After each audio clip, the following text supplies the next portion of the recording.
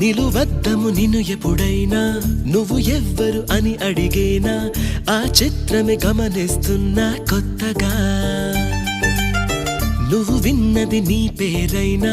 నిన్ను కాదని అనిపించేనా ఆ సంగతి కనిపెడుతున్నా వింతగా